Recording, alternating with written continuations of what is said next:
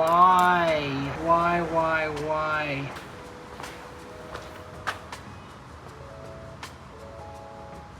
Damn.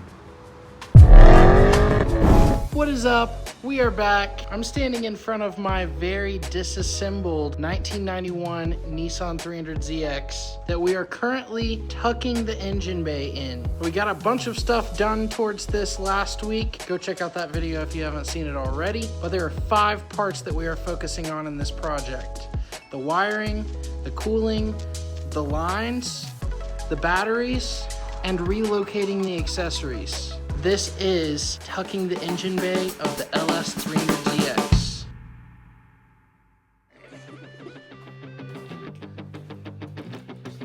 Get this sub out. So last week I made a new floor for the trunk out of birch wood so that we have a solid platform for the batteries to mount to. This week my goal is to get the batteries mounted. So I got these little straight brackets, which I'm going to put right here to hold the board apart.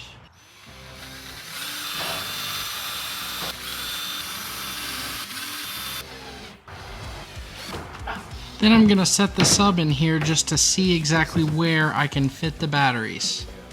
So maybe that's actually not even an option. I originally wanted to put the batteries on either side of the sub like this, but here I'm realizing that there's not space for the mounting hardware if I do that. So in the corner here is where the batteries are actually going to go. Now these rods will go through a hole in the boards, and then I'll be able to bolt the battery down to the board. So here I'm marking where these holes should be.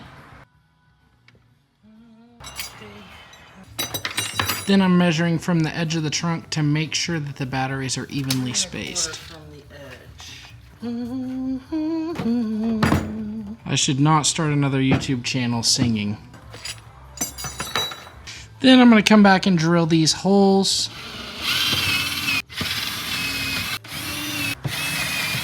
Then I've got to pop the sub and the boards out so that I can install the rods from the bottom. With the rods through, we can put the board back in and see how it holds the battery down. But since I want the battery on top of the carpet, I'm going to quickly poke some holes in the carpet for the rods to come through. Beautiful. Looks OEM to me. Now I just set the batteries down in between the rods. Then we can install the bracket.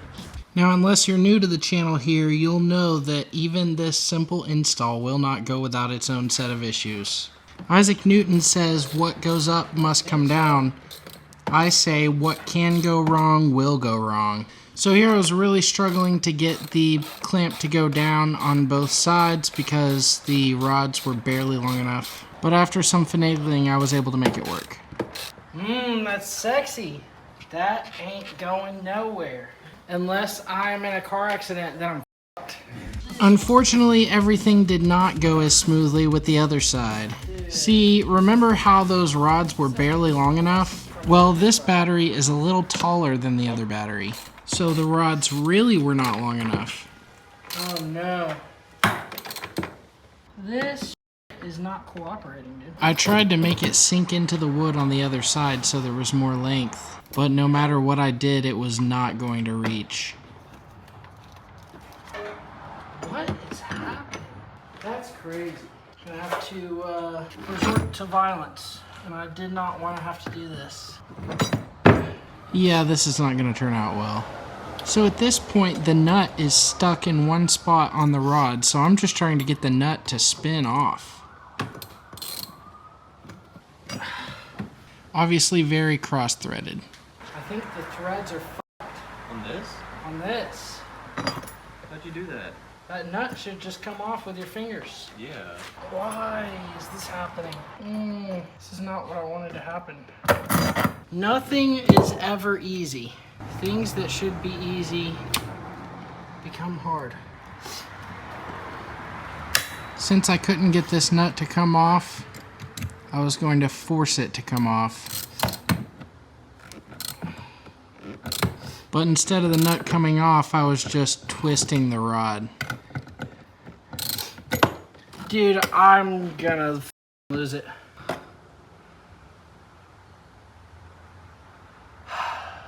Why? Why?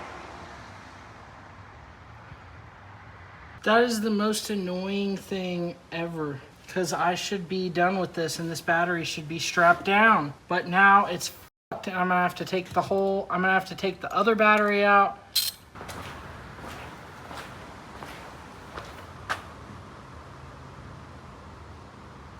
Damn. For real. Yeah. On that note, it's a lot of wires. That's a lot. Hopefully soon to be less.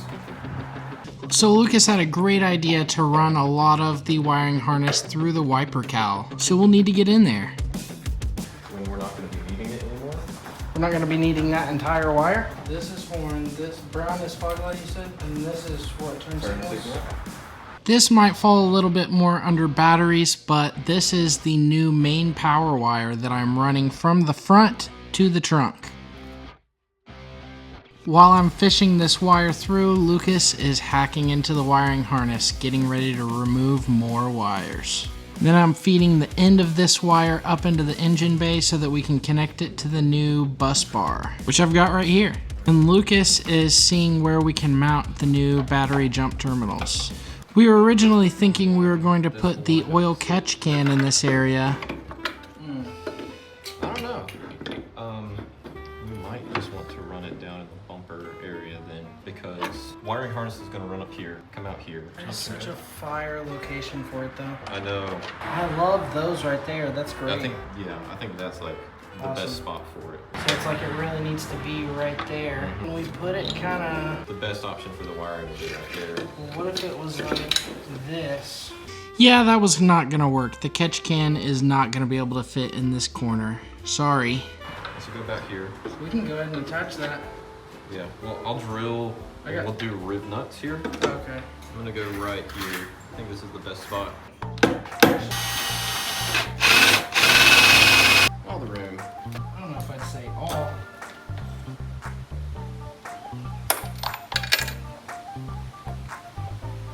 Yep. It's in there. This is power. And you give her a good old squeeze. Adapters. I had to get the most expensive one because none of the other ones had a metric. Dude, that's power, buddy. That is heavy power right there. So nice. That's why I got all this Recoil brand stuff because I think it looks really good. While Lucas finished playing with the layout of things in the engine bay, I cleaned up the shop a little bit. He got the jumper terminals permanently mounted. Jumper terminals now. So drill a big hole. Drill a big hole. Yep. This is your transmission harness here. So it's going to carry things like probably the factory starter and alternator plugs. Not sure about this one. Fifth gear, reverse sensors, possibly. Oh, that comes from the transmission. I mean, we don't need 90% of this, right? Where did this connect to something? Yeah, right down here. This is off the body harness. Oh, okay. So we discussed a few more things that we did and didn't need, and then Lucas got to hacking. Meanwhile, I finished running the battery cable.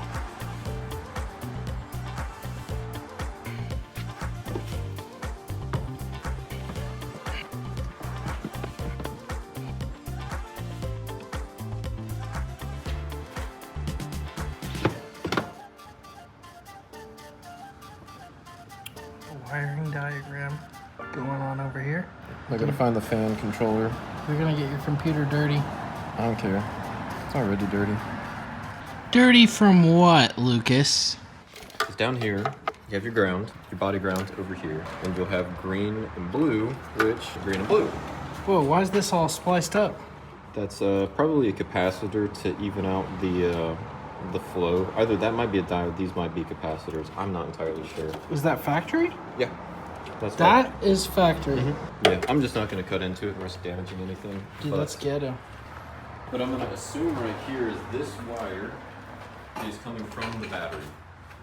Oh yeah, so it comes from a 10 amp fuse, which then comes from the battery. Probably ignition 2.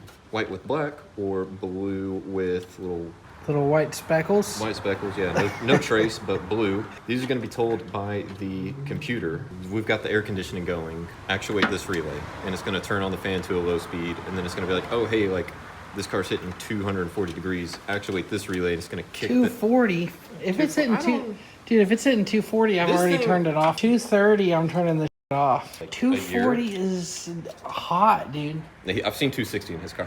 260? Yeah. 260, you don't have a head gasket. That's why he's couple engines this year. It's Yeah, down. It went to one event, it went down. I want this thing running at 190, dude. Well, that's all programmable through the Holly, but I just need to make sure that the wiring on this is taken care of correctly. Is it programmable through the Holly? Because I don't think...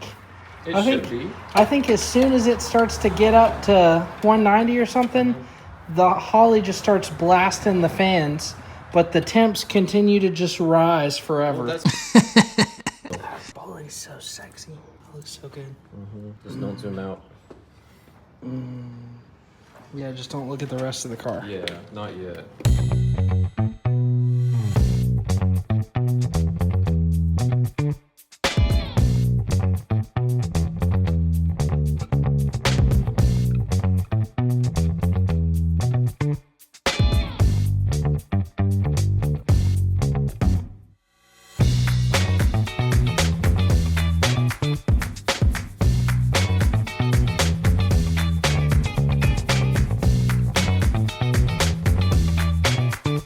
So these are my headlights. Yep. And what are these?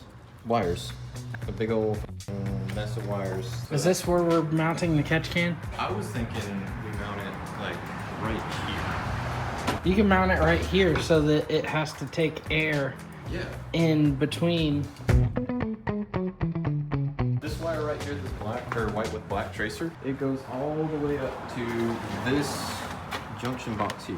From the junction box up from here, runs down the front, over the wheel, through the harness, across the radiator, goes back around, comes through over here, goes to a union, which then goes into the body of the car. Why didn't they just do it into the body of the car from over there? Because it's Nissan.